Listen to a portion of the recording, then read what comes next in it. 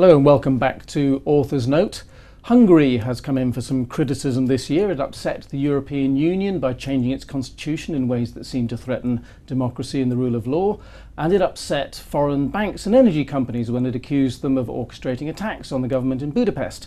Behind some of these unorthodox economic policies was György Matolcsy, who used to be economy minister, but for about the past month has been in charge at the central bank. And investors are worried that unorthodoxy is spreading into monetary policy too. Here to talk to me about that and its implications is Attard Montalto of Nomura. Peter, thanks very much for joining us. Here is Mr. Matolcsy, and we've got a couple of charts that we can look at to show what he's been up to, or at least what's been happening, or what he's dealing with in Hungary at the moment. This is one of the things about Hungary that makes it different from other places. It's the amount of debt held by households, the public sector and corporates, denominated in local currency, the forint, and in foreign currencies, mostly the euro. And we can see that more than half of quite a considerable pile of household and corporate debt and a big chunk of public debt is in foreign currency, which makes the exchange rate a particularly sensitive issue. Do they see this as a serious problem, and what, if anything, are they doing about it? Well, the government definitely understands there's a big FX mortgage problem, particularly for households. It's a very important electoral issue for them as well.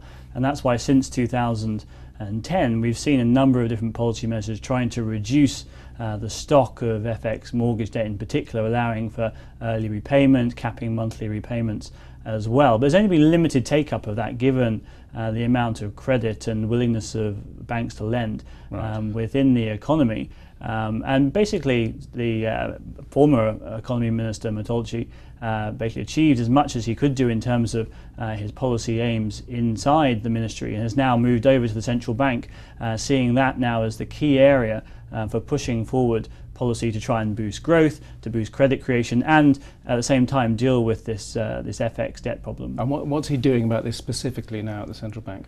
Well, we've seen recently a new facility for SMEs in particular, for them closing out their FX debt using a new credit facility from the central bank. They're going to give basically zero interest rate money to banks, and banks will lend that on at 2%. And that's to allow the early repayment of this FX debt. 2%, is that's makes way it sound below not base very rates. risky, doesn't it? I mean, have they been doing it? Has there any pickup yet, or is it too early to say? Well, it's far too early to say, and this is one of the problems with policy at the central bank. Is basically it was announced, it had no buy-in at the time from local banks. It's still highly uncertain if banks will actually take this up, because a 2% on spread versus funding is actually much lower than they would normally lend, particularly to SMEs at. So there's still very uncertainty this will succeed. Now, am I right in thinking that there's a proposal that the government would guarantee the risk in some way, or is all the commercial risk staying with the banks on that lending? There are some tax incentives for banks to undertake these sorts of proposals, but even so, the incentives don't seem quite large enough really to ensure success. So certainly dealing with the FX mortgage problem and the SME problem of FX debt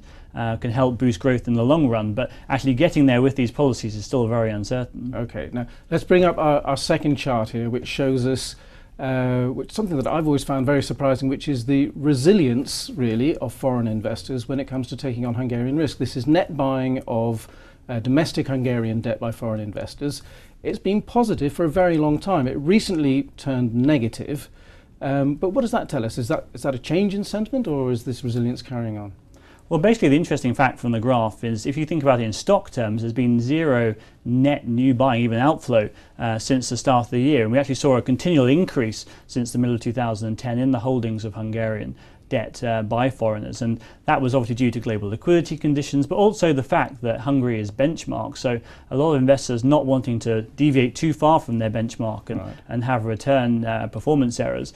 So as they got inflows, so they had to put it to work into Hungary. But basically the build-up in risks, in uncertainty around policy, and particularly around currency policy, and some hints that they may well try and devalue the currency once they have dealt with the FX mortgage problem, have led now to this sort of stalling and reversal of the inflow story, which is a big worry for a government that has such a large funding requirement. A tipping point perhaps. Peter, thank you very much indeed for talking to us about that. Plenty more to be found on this on FT.com and on our emerging markets blog Beyond BRICS.